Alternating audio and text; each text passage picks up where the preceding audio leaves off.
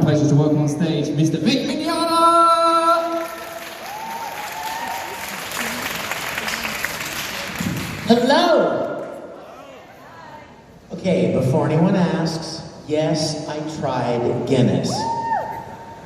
Did I not? You did. I tasted it, and I heard that it's better here than it is like in the States. So it was okay. And this sofa looks really comfortable. Do you mind? You guys mind if I chill? It's been a long day. This is awesome. Okay, who's got a question? This session is in. When I was 3, I remember my dog dying. It's like a psychologist, right? It's like a psychiatrist session. Hello, Hikaru. What is your question, doppelganger? If you could just one of your roles here as superheroes would be in one. If I had to take what? Just one role, one character you voice acted out of all anything you ever done, what would have been your favorite? You mean if I just picked one? Yeah. Oh my gosh, Full Metal. Yes. Yeah. You know what? Some people could spend their entire lives acting and play hundreds of characters and never get the chance to play a really iconic character. You know? Like Mark Hamill, right? I mean, Mark Hamill's a good actor. He's okay. He's done lots of things, but he was Luke Skywalker. You know what I mean? He will forever be Luke Skywalker. Bill Shatner, William Shatner. He's done all kinds of great stuff. Hundreds and hundreds of things. Captain Kirk, Kirk, he's always, you know what I mean?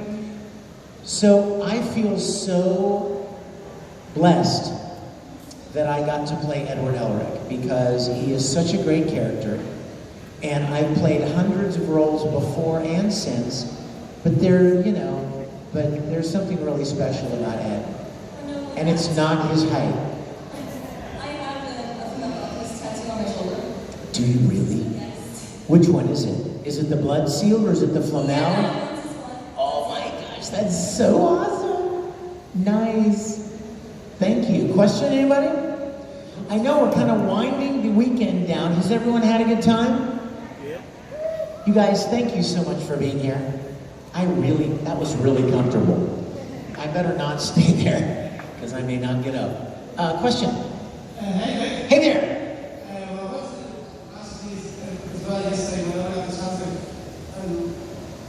My first question is, how did you get into Full Metal Alchemist in the first place? Okay. And then the second one is, as I mentioned to you yesterday, my favourite scene from you as Edward Elric is when the original anime, as you come transmute through the wall, you say, I'm going to kill such and such with his own hands.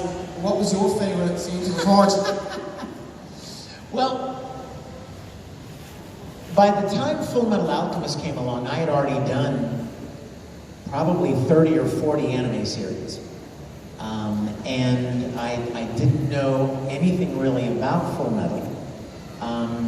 But I was working in Houston. I was living in Houston, Texas, and working almost exclusively with ADV Films in Houston.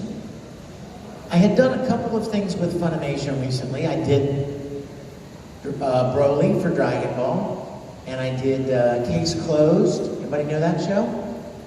And I did a show called Yu Yu Hakusho, and I did a show called Kitty Grade, and I did a show called Spiral. And then Funimation got the license for Full Metal Alchemist, and so that's how I ended up auditioning for it. Had no idea when we started that it was such a great show and such an honor to be a part of. As far as favorite scenes, favorite things to voice act from Full Metal, I was telling somebody this the other day. You know, one of the fun things about voice acting that's different from regular, like, theater acting is that you don't have to memorize your lines. You're in a recording studio and you have the script in front of you, so you don't have to memorize them. and go out on stage and remember everything. And also, if you do the line right the first time, you don't have to ever do it again. So consequently, if you do it right the first time, you know, it's gone out of your mind. You don't think about it anymore. Somebody came to me one time and said, "What's your favorite line as Ed?" And I said, "Well, I don't know. I don't remember a lot of them because I didn't have to memorize them." And I said to them, "What's your favorite line from Full Metal?" And they said, "I love it when Ed said, there's so many people whose asses I have to kick, I should make a list to keep track." And I looked at them and I was like, "I said that? That's great.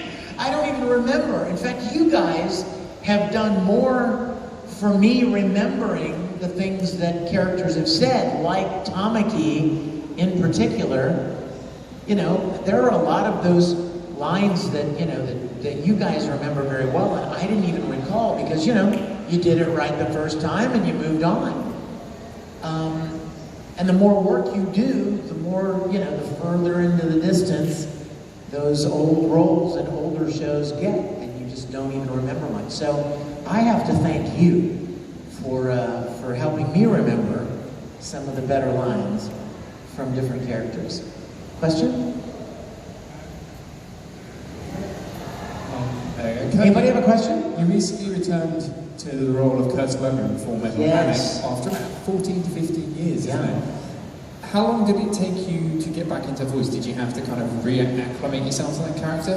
What did it feel to redo it? It was weird. It was really weird. It's funny you should mention that because we talked about Full Metal Panic last weekend in Houston. When Funimation said we've got another season of Full Metal Panic, and it was 15 years ago when we recorded that show, I thought, well, I remember Kurt Weber, but I don't have any specific recollection of, you know, what he was like, what I sounded like, or anything. I was kind of me, and so what happened was, when you go into the studio, the very first thing they did was they would play you a recorded line of dialogue from the original. Basically what they would call a reference line. So they would play it to you for reference, and then you would repeat it. And they would play it again, and you would repeat it. They'd play it again, and you'd repeat it. To kind of get back into the mindset of that character and the tone, you know, the vocal tone of the character. They do that even like when you first start an anime series. If you record one episode of an anime show and then you go away for 2 months and you work on 15 other things and then they call you and say, "Hey, we have another episode of that show you did," right? Well, that's way back and you don't remember much about it. So the first thing they do is they'll play you a reference line so that you can hear what you did the first time and get back into character for that. Yes? If you were to play a character from the original Teen Titans cartoon, who would it be? Oh my gosh. I'm embarrassed to say I don't know enough about Teen Titans to answer that question. Which Teen Titan character should I play? Bigfoot?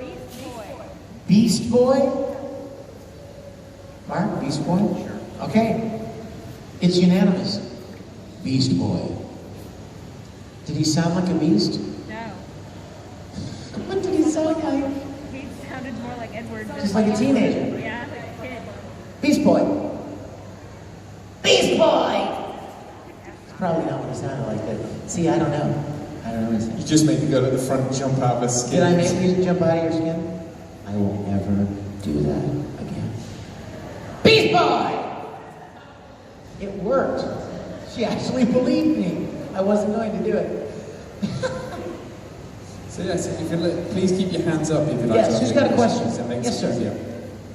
So my question is in relation to Broly. I saw a great interview with Vin Shimada, the Japanese voice actor, and he stated that the biggest, I would say, obstacle for him was finding the voice for Broly, like for his speaking lines, because if you know this new Broly, he has a lot more dialogue. So I wanted to ask, what was the biggest obstacle for you coming back to the character? Was it speaking and finding the right voice, or was it the screaming? Well, there were no obstacles, really. In fact, it was all wonderful.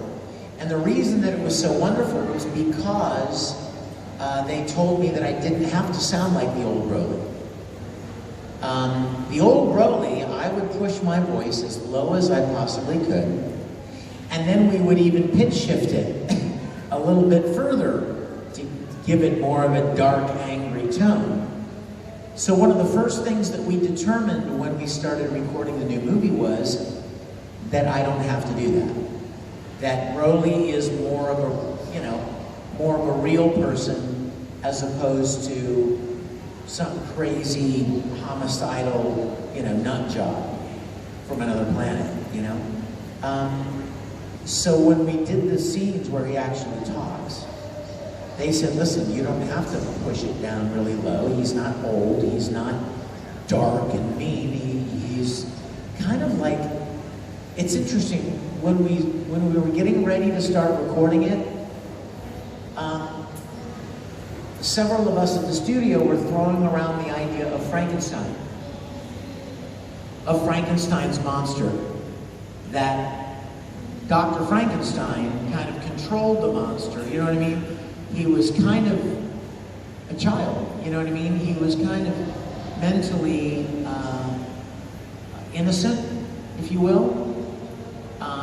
But he was pushed to acts of violence, right? And when we were talking about that, before we ever started recording, I thought, wow, what a beautiful image. I really like that. That's really cool. And then when I watched the movie and I could see where they were coming from, and then when he actually starts talking,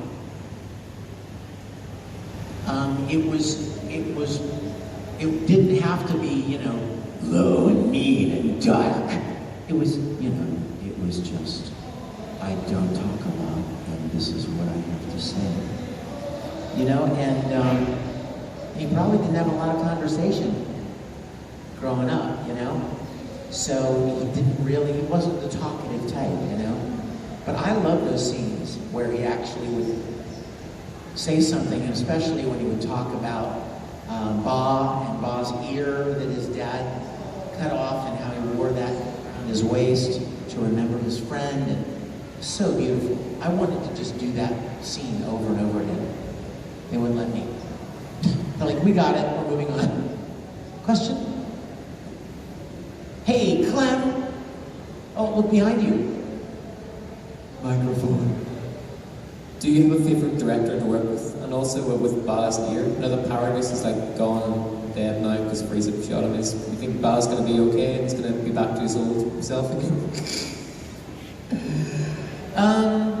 In answer to the first question, I really enjoy working with Caitlin.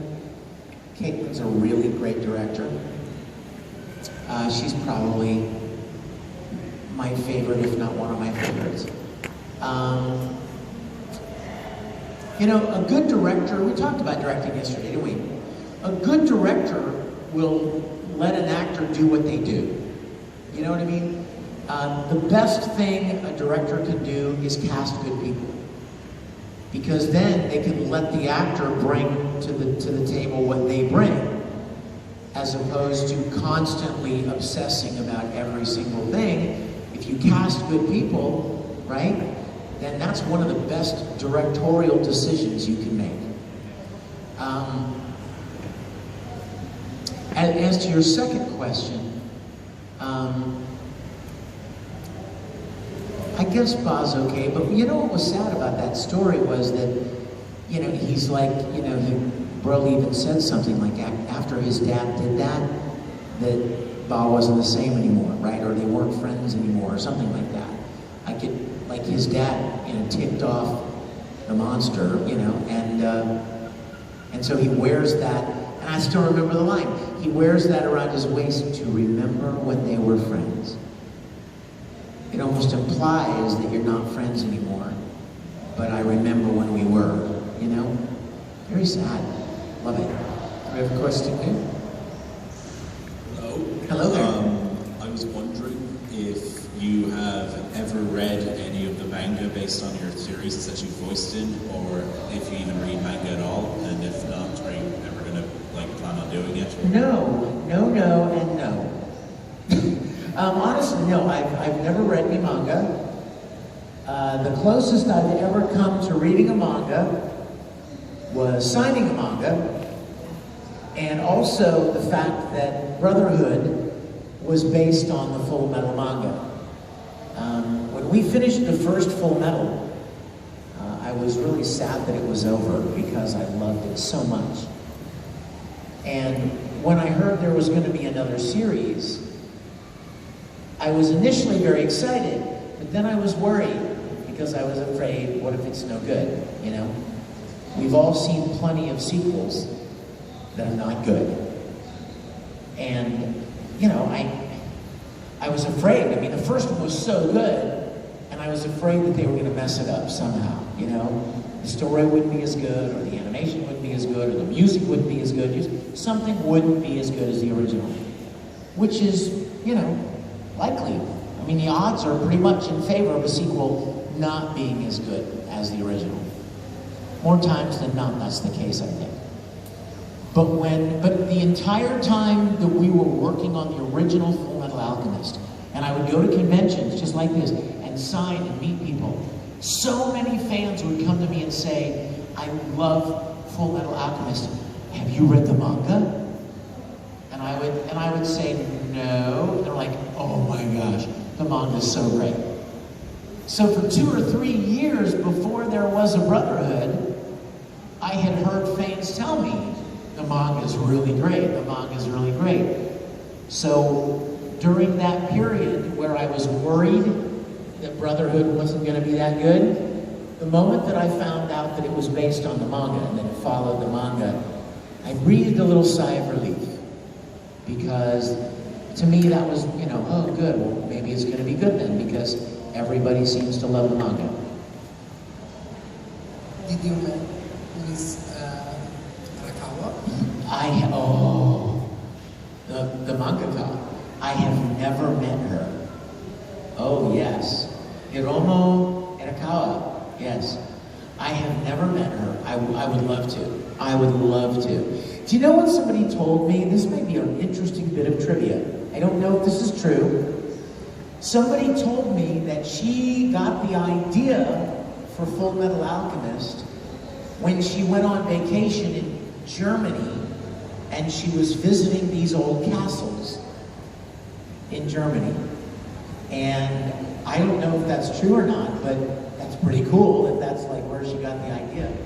I have had the privilege to meet the director, the Japanese director of Full Metal, Seiji Mizushima, and I have had the extreme privilege to meet Romy Park, who played Ed in Japanese. We met in Tokyo and had dinner, and then 2 years ago, she actually came to Anime Matsuri in Houston, and I went for 1 day so that we could do a panel together and do a signing together because I was just so excited.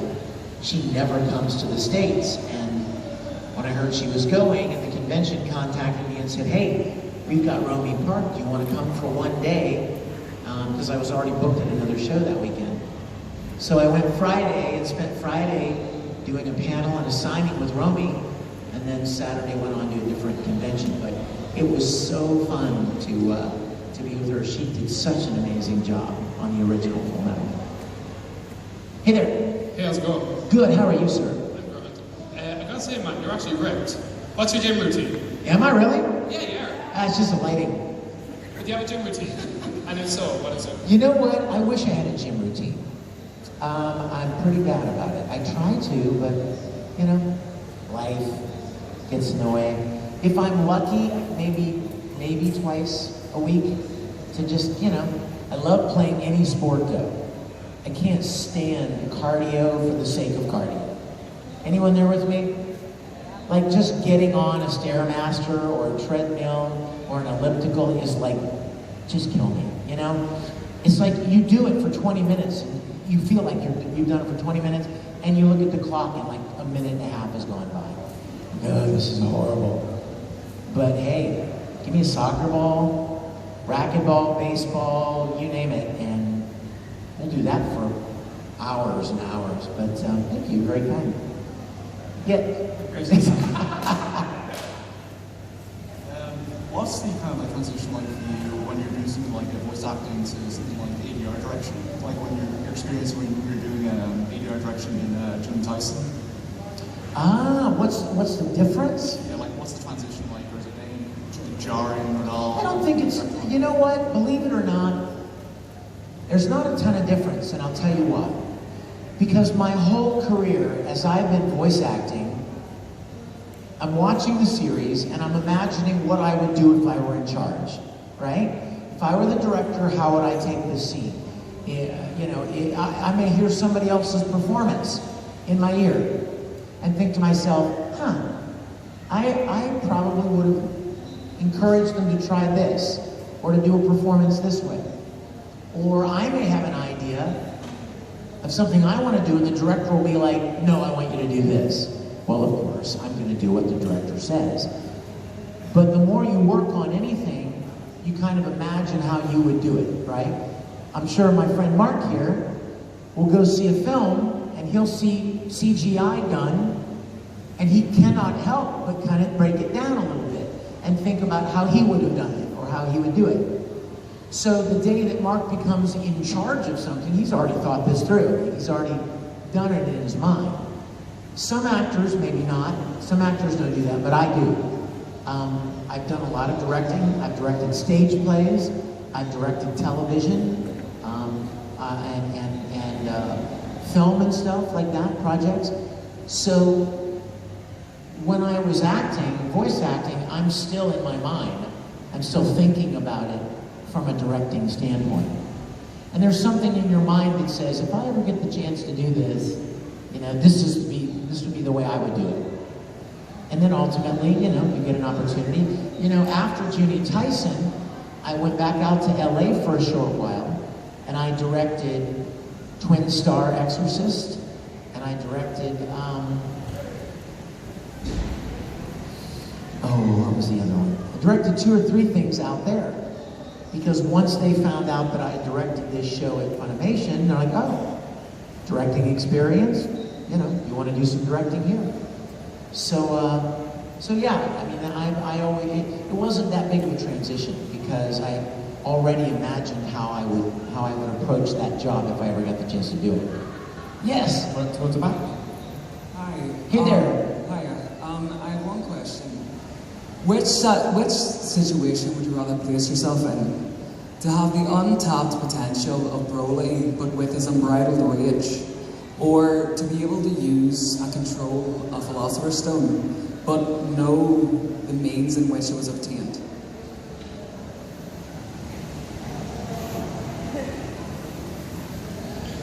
I'd probably go with the Philosopher's Stone. Yeah. I know you're probably thinking, oh, what a horrible answer. Well, I don't think there is a good answer. It's kind of the lesser of 2 evils, It's like pick one. Was I responsible for making the Philosopher's Stone, or did somebody else make it? Yeah, somebody else made it, right? Like I didn't do that. So yeah, it's like eating a hamburger. I mean, I won't kill a cow, right? I won't go out and do it myself, but I'll eat a hamburger. Right, cow, lots of people. He said that, not me. And then of course the new Broly, is not as much unbridled rage as the original Broly, right? So I like him a lot better, actually. I have a question here. Yes. Do you still watch like the current season of anime, and if you could voice anyone that you're not voicing at the moment, who would it be? I don't really get the chance to watch much. In fact, I've probably only seen about 5% of the work that I've done because there's just not a lot of time to do it, especially longer series. They just take a while. There was a show, what was the show on Netflix? The cave, the chasm? Made in Abyss. You guys know about that? It's so good. Everybody go watch it. Yeah, everybody go watch it. Made in Abyss, it's called. And I heard it was really good. And I actually found a chance to watch the first episode or part of it, and I got distracted. But I don't see a lot. And then as far as characters that I would like to play, I just love what I do. I've loved it for 20 years. And I hope I get the chance to continue doing it. I really, really, really enjoy it. You know, one of the fun things about voice acting is you have the opportunity to play characters that you will never get cast as on screen.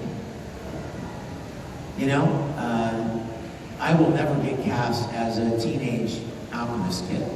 You know, I'll never get cast as a high school, host club leader, or a, giant homicidal maniac, or a demon king, or any of 1,000 other characters. But with voice acting, you can play those roles. You never get the chance to do some of those things. Like we talked about yesterday. Somebody asked, if there was ever like a live action Full Metal, if I would play Ed. Well, of course not. They wouldn't even think about me. Too tall. Exactly. Too tall and too old.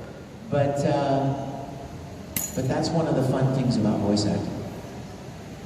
Anyone else? Any other questions? Got a couple at the front here. Here, I got them. Becky? If you could live in any anime world that you voiced in, what would it be? Oh, dang. I don't know. I mean, The Mistress is pretty cool, but, I think, I did a show called Tsubasa Chronicle. So beautiful. Oh my gosh. Magical, beautiful world. That would be really pretty. That'd be nice. A world where alchemy exists is cool. How about you? What's your answer, Deb? It would definitely be Subasa's world. Yes, Subasa's beautiful. Question? Yes? You dubbed over the live-action Fullmetal Alchemist movie. What did you think of it? Yeah.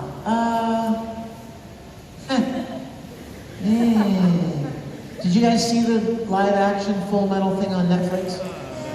Okay, so here's the thing.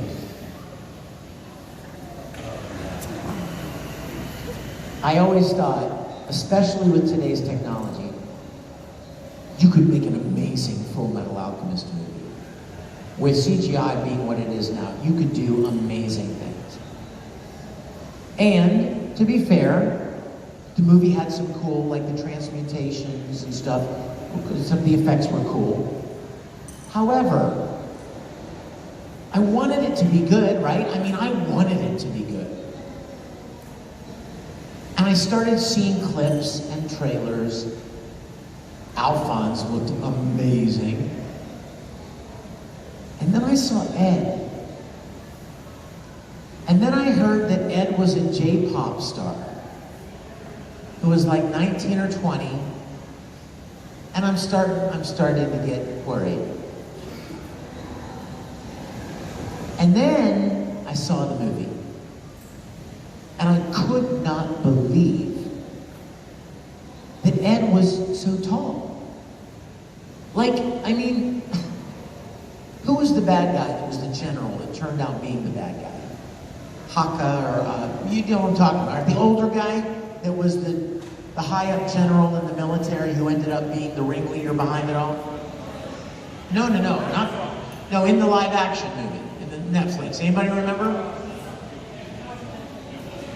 He was wearing the blue, state alchemist uniform. But it was like Haka or Haku or something. Anyway, okay, point being, there was a scene where Ed is in Mustang's office and this general comes in. And the general's shorter than Ed is. And I'm like, why would you, you know what I mean? Like, there are a million people in the world. Why would you cast somebody? I mean, to me, one of the most compelling things about Full Metal, one of the most endearing and compelling, dramatic elements of Full Metal Alchemist was the entire concept of two little boys that are thrown into a very big, dangerous world. The whole concept of taking innocent kids that are 12 or 13 or even 14 or 15 and throwing them in to a world of homunculi and evil and, you know what I mean, and darkness, and how they deal with that. That was part of the allure of the whole story. So you put a 20-year-old kid in that role, it's nowhere near as compelling. You don't feel anything for that. I mean, he just looks like a college guy. And he can't even make short jokes because he's not even the shortest person in the room. And then the whole, you know, the wig thing, his hair was weird, and Winry didn't even have blonde hair. Like, why would you change stuff like that? I mean, if you're gonna make something, make it as much like the original Star Trek. If you're going to replicate something that was hugely successful, you want to replicate it as best you can. You don't just make superfluous changes. That's pointless. Like the Oron live action. Did anyone see the live action Oron High School? They're wearing these navy blue jackets. Why would you change that? It has nothing to do with the story, but visually there is an immediate identification with this beautiful stand-up doppelganger, with this beautiful periwinkle jacket, right? With the emblem on. I mean, it's everybody that knows that show knows that jacket. You go to a convention, you see that jacket, you know exactly, right? So then they make this live action, and they were literally like shot by shot trying to follow the anime. But they're wearing these navy blue jackets that don't look anything like the uniforms from the anime. Why would you change that? Like, I just don't even understand that. And I mean, Ed had blonde hair in the Netflix movie. So clearly you can give someone blonde hair if you want to. Why would you not? Why would Winry not have blonde hair? She did in the anime. Just, you know, things like that, I just don't understand. Like when we did Star Trek Continues, our goal was to make people feel like you were watching a continuation of the original Star Trek. We didn't want, you know, we weren't going to have like Captain Kirk with an afro.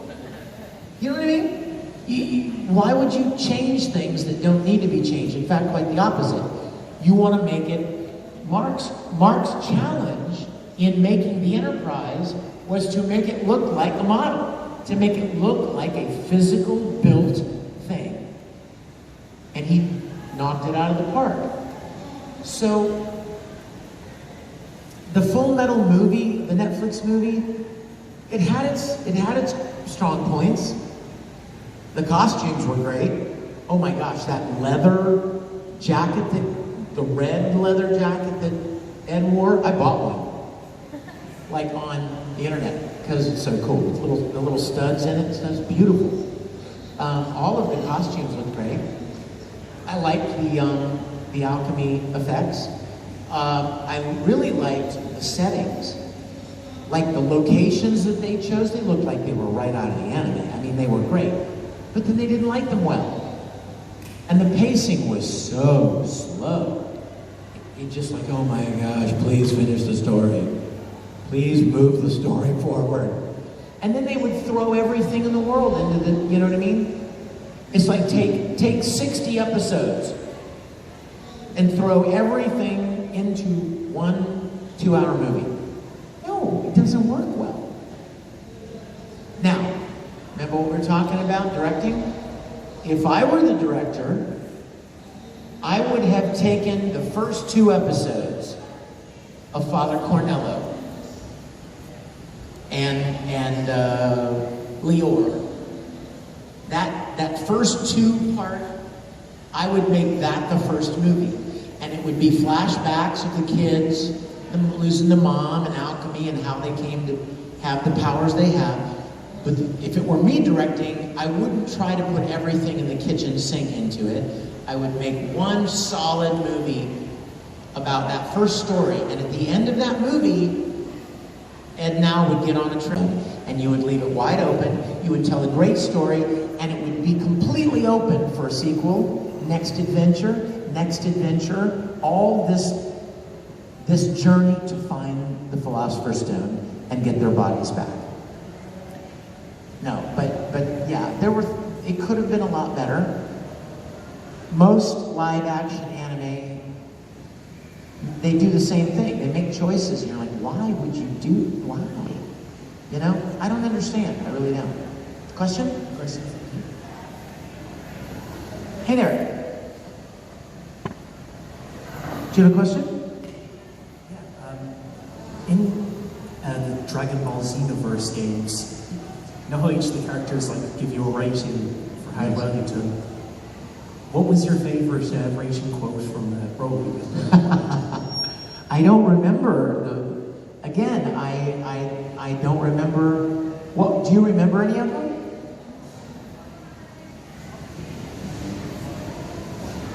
Yeah, see, I have a hard time. That was a while ago for me, and you know, I did a lot of recording since then, and I didn't have to memorize the lines, so I don't really know.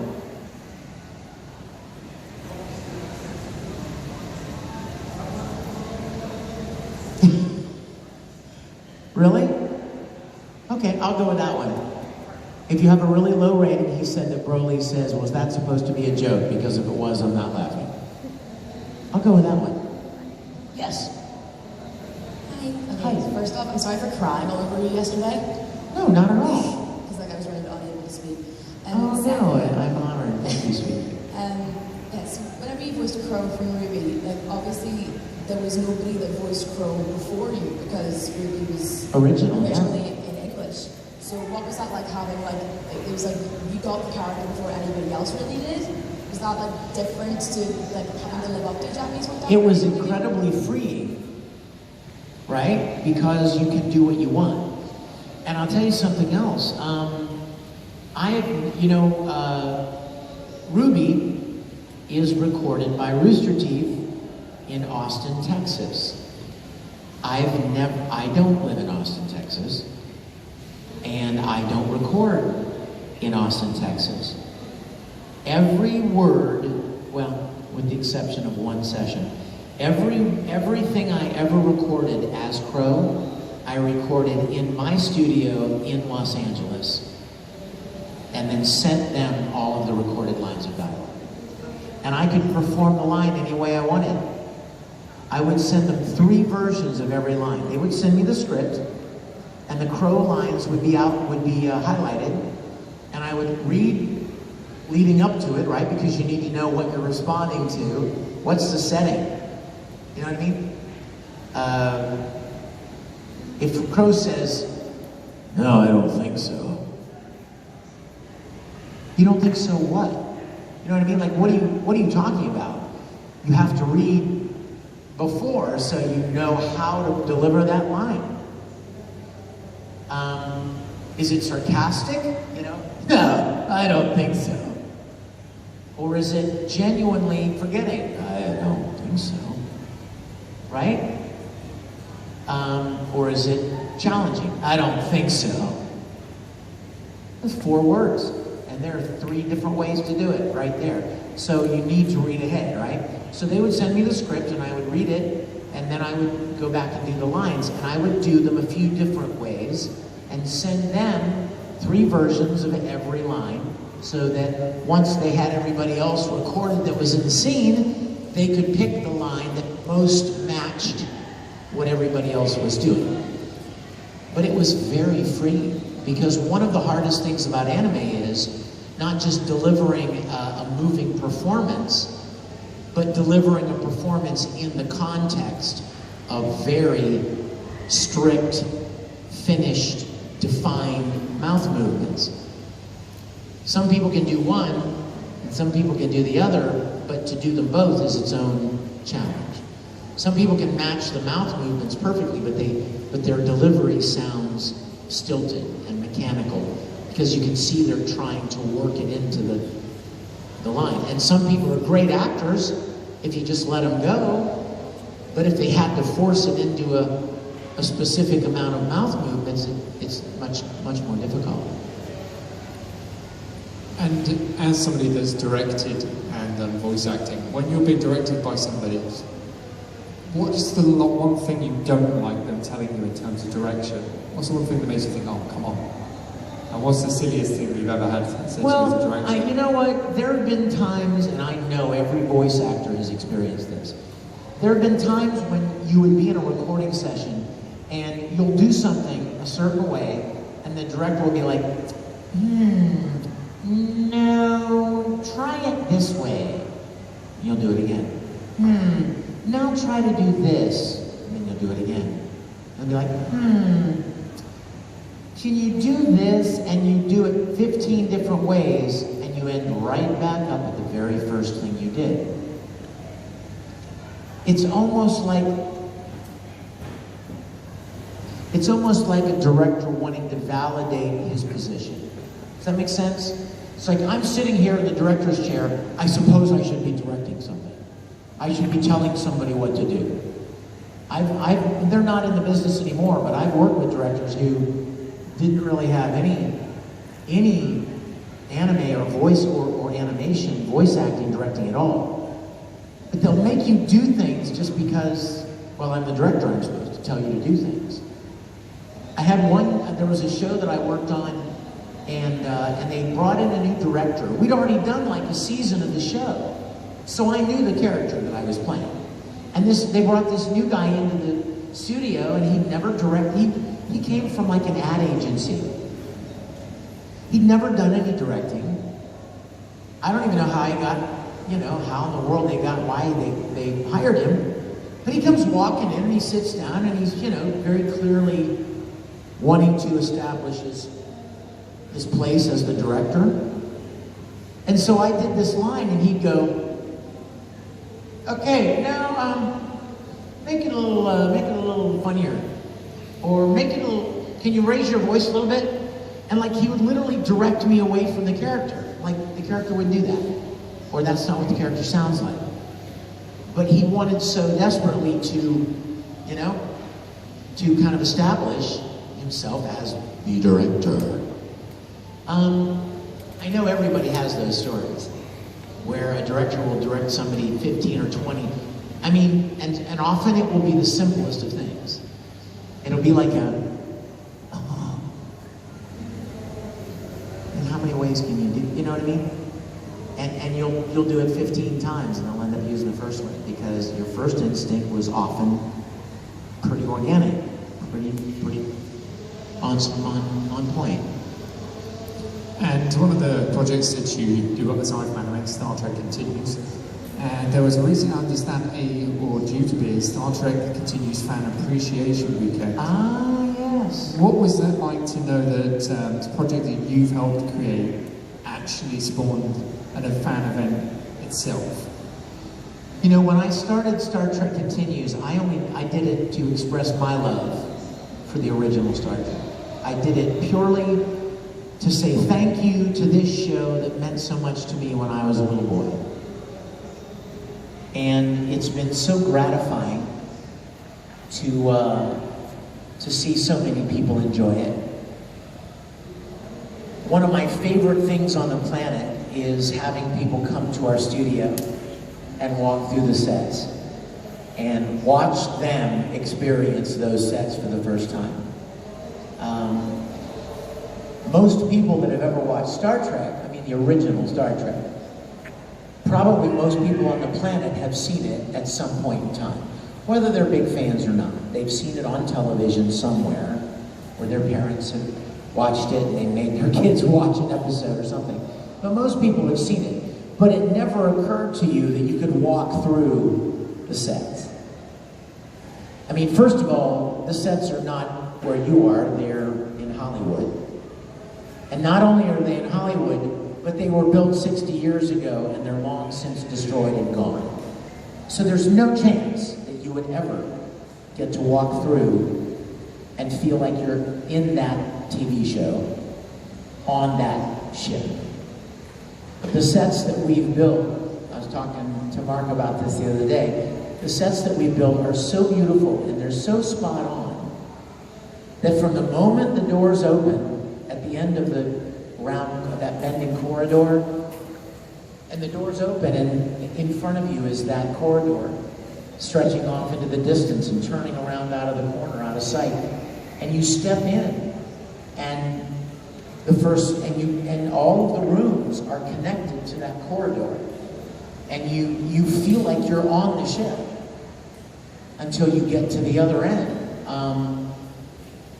It's an experience that I so dearly love watching people take in. I love giving tours of our studio. I love telling people about building it, where we found this, how we made that, how we decided what that should be, and colors and all of that. So with the Fan Appreciation Weekends, it's my opportunity for people to come down and walk through the sets, and I can share them with them.